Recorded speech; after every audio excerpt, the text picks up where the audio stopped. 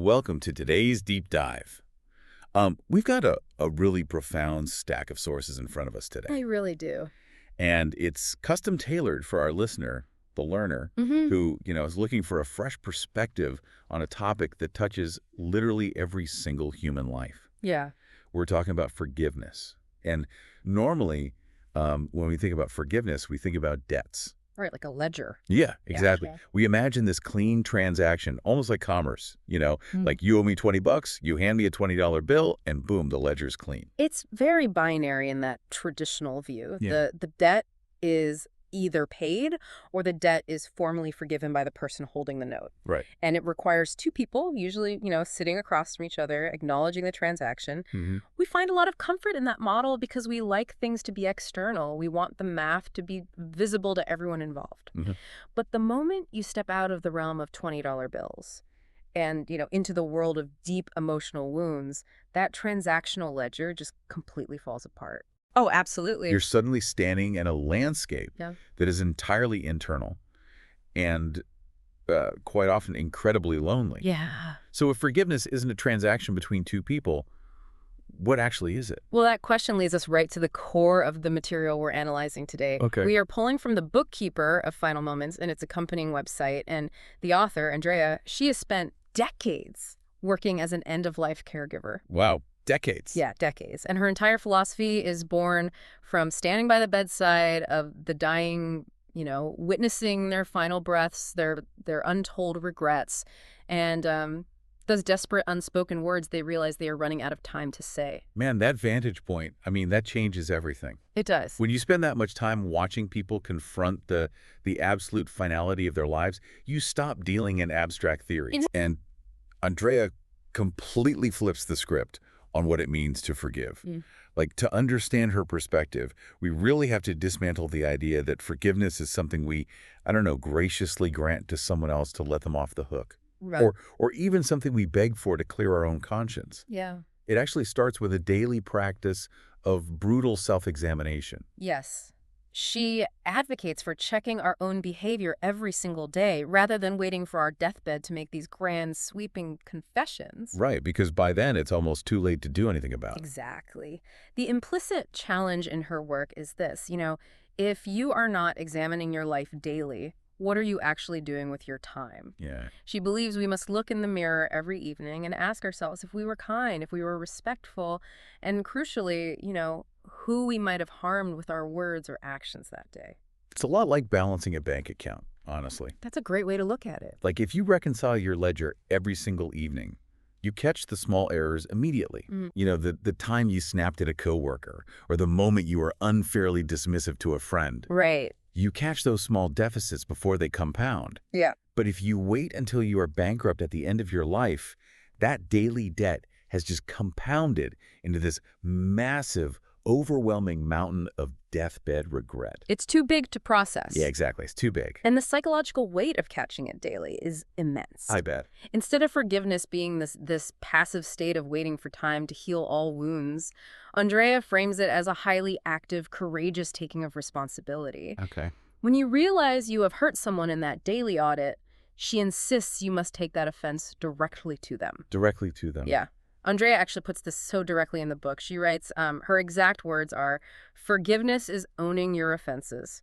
It is the ability to say, I was wrong and I am sorry I offended you." Owning your offenses. Yeah. It sounds so simple, but those are arguably the hardest words for the human ego to pronounce. Oh, without a doubt. Just saying, I was wrong without adding the word but at the end of the sentence. Yeah, it's the classic, I'm sorry, but. Yeah, exactly. Mm. It's not about making excuses or explaining the context of why you acted poorly or, hoping the other person brings it up first so you can casually apologize. Mm-hmm. It is looking inward, finding the error, and actively taking ownership. Because the ego wants to deflect. It wants to protect itself by sharing the blame, Yeah, definitely. To just say I was wrong requires you to bypass that protective mechanism completely. Okay, so that makes sense when we're dealing with someone we see every day, right? Like a coworker or a spouse. Sure. But this brings up a massive, logistical and emotional hurdle. Okay. What happens if the person we wronged isn't around anymore? Right. What if they've passed away or they've completely exited our lives? Or maybe they are immobile and we physically cannot reach them. Yeah. That's a very real scenario. Right. So if forgiveness is this active taking of responsibility, who is the recipient when that other chair is empty? And this is where Andrea's philosophy deepens significantly, drawing directly on her time at the bedside. Okay. She explains that you don't always have to go to the person physically. Really? Yeah. In situations where they are inaccessible, you can visualize them, you can send your consciousness to them, and take full responsibility in that visualized internal space. Wait. I want to make sure I'm wrapping my head around the mechanics of this. Sure. If the other person isn't physically there, you visualize them, but ultimately, are you just apologizing to yourself? You are. Wow. Because you are the one carrying the psychological weight of the unresolved action. Right. The guilt exists within your nervous system, not theirs. That is so true. And Andrea is incredibly explicit about how this works. Her exact words in the text are, who are you asking forgiveness from but yourself? And who grants it if the one you're asking is not there? You. You. Wow. That is such a profound shift. It really is. And she emphasizes this internal boundary constantly, right? It's like making it clear that forgiveness is for you and you alone. Yeah. She strictly points out that it happens inside of you. Inside of you, exactly. It's completely untethered from the other person's physical presence or even their reaction. It is entirely about your own internal alignment. You aren't asking the universe to clear your ledger.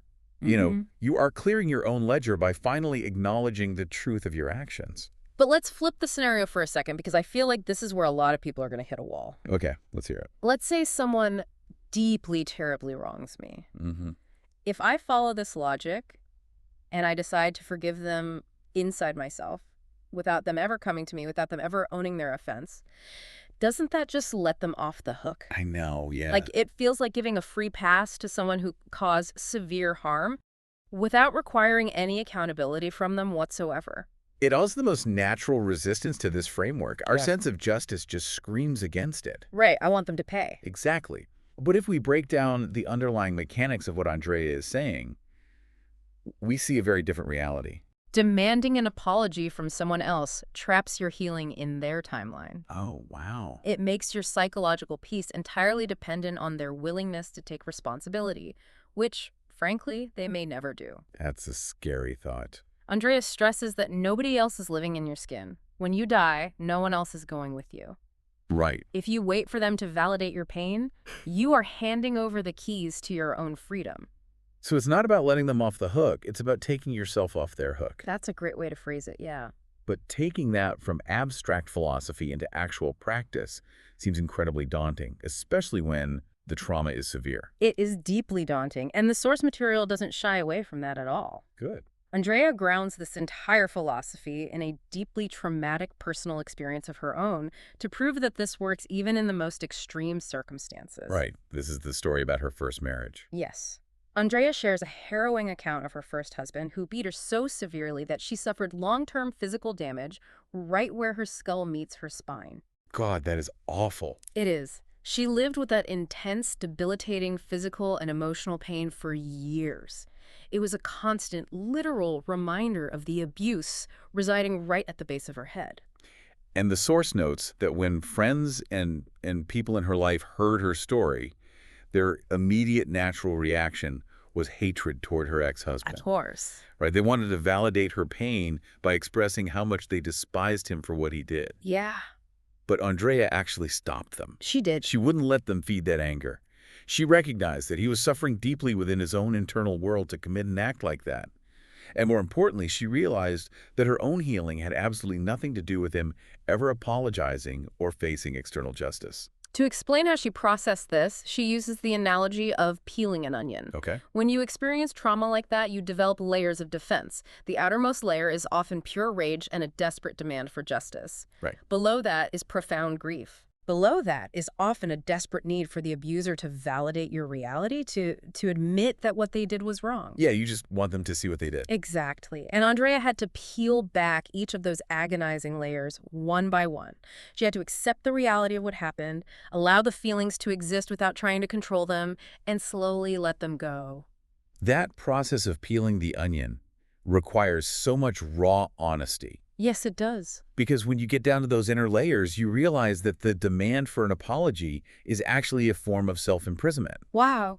Yeah, It makes me think of someone refusing to run out of a burning house until the person who started the fire comes back to put it out. that is exactly it. You're sitting there, surrounded by flames, taking damage every single second, just waiting for a savior who is never going to show up. Mm-hmm. Andrea realized that demanding the apology was keeping her in the burning house. That captures the dynamic perfectly. The refusal to leave the fire is the refusal to heal without their permission. Right. Over 20 years later, he has never apologized to her, not once. Wow. But she is completely free of the trauma. She states this, plainly dismantling the idea that forgiveness is an external transaction. Her exact words are, "Forgiveness is not given by someone out there. Never, ever." Never, ever. That is incredibly final. It is. And it requires such a radical level of self-compassion. Yeah. It strips away the ego's desire to be validated by the outside world. Like, in this crucible, forgiveness has nothing to do with the abuser's redemption. Nothing at all. It is entirely about reclaiming the territory of your own mind and your own body. It's about evicting them from your nervous system. Wow. So if this internal forgiveness is that powerful, like if it can literally free a person from the lingering trauma of severe physical abuse without ever receiving a single word of apology, does that mean we've reached the end of the road? You would think so, right? Like, is that the ultimate goal of Andrea's philosophy? You would certainly think so, but Andrea actually identifies this as just a stepping stone. Wait, really? Yeah, there is an even higher state of being that she challenges us to reach. Okay, I have to know what is higher than forgiving your abuser without an apology. So to understand the next step, we have to look at a massive trap in modern self-help culture. Okay. We hear this phrase constantly.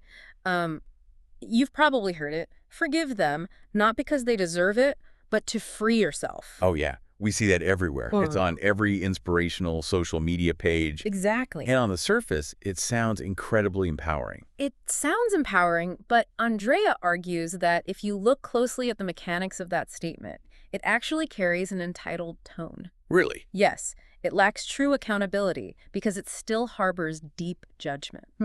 Think about it. When you say, "You are wrong, I am right, you don't deserve this, but I'm forgiving you anyway," you are still placing yourself above the other person. Oh, wow. Yeah. You're still holding onto the gavel. Yeah. You're still the judge in the courtroom, looking down from the bench, handing down a pardon. Exactly. You haven't actually relinquished your sense of superiority. Exactly. You haven't let go of the ego. And Andrea uses very specific terminology regarding energy to explain why this is problematic. Okay. She says forgiveness is of a lower vibration because it contains the energy of judgment. It's the energy of judgment. Yes. And she goes on to clarify, if it comes from a place of judging someone, this will definitely drop the frequency of forgiveness. I want to make sure we ground those terms. Lower vibration and energy of judgment. Sure. Because they can sound a bit abstract to some people. Right, yeah. But when we look at human psychology, the mechanism is actually very tangible. How so? Well, the energy of judgment is the physical and mental toll of holding on to that superiority. Oh, yeah. It's the tension in your jaw, the spike in cortisol, the exhausting mental gymnastics of constantly reminding yourself that you are the bigger person. It's exhausting. It really is. It takes a lot of fuel to keep that gavel raised. That is exactly what she means by dropping the frequency. It's a heavy, taxing state for your mind and body to maintain. You are still internally divided. You're still defining yourself in opposition to the person who wronged you. Right. So the ultimate goal is to seamlessly transition out of this judgment entirely into a state she calls grace. Grace. Yes. As Andrea describes it, grace is a potent divine energy. There is no judgment there. Visualizing that transition from forgiveness to grace is fascinating. It really is. If we think about forgiveness with judgment, it's like paying off someone's massive financial debt for them, but you keep the receipt pinned to your refrigerator. Oh, that's a brilliant way to look at it. Right, like every time that person comes over to your house, you make sure they glance at the fridge so they remember you did them this huge favor, even though they didn't deserve it. Yeah. You're constantly reminding them of the power dynamic. The ledger is technically balanced, but you are still making them pay energetically every time they enter the room. Right. But grace is paying the debt Yeah. and then immediately taking the receipt and burning it to ash. Hmm. The ledger is gone. The proof of the favor is gone, and the debt essentially never existed. Burning the receipt is the perfect embodiment of grace. Yeah. And when you extend that analogy back to the bigger picture of Andrea's worldview, it brings us full circle to the daily audit we discussed at the very beginning. Oh, right. When you examine yourself daily, when you take raw, unflinching ownership of your own flaws and your own offenses, you naturally start to drop the ego's desperate need to be right all the time. Because you see your own flaws. Exactly. You realize how deeply flawed you are yourself, which makes it impossible to hold on to that gavel when looking at someone else. That makes so much sense. Right. Grace is the complete and total absence of that egoic resistance. What a profound journey this is. It really is. I mean, we've moved from viewing forgiveness as a passive external transaction that we bestow on others to recognizing it as an active, courageous, and completely internal ownership of our own actions. And finally, we've explored how to evolve past the hidden judgments of forgiveness, stepping into the absolute, unburdened freedom of grace. Beautifully said. Thanks. And if this framework resonates with you and you want to explore these paradigm-shifting concepts further, you need to dive into the source material directly. You really do. You can find the book and her insights by visiting the exact link. That's book.andrealuciatripodi.com. Right. It's just packed with this level of depth. It demands that we stop looking outward for resolution and start looking inward for true liberation. Yeah. And to that end, I want to leave you with a final thought inspired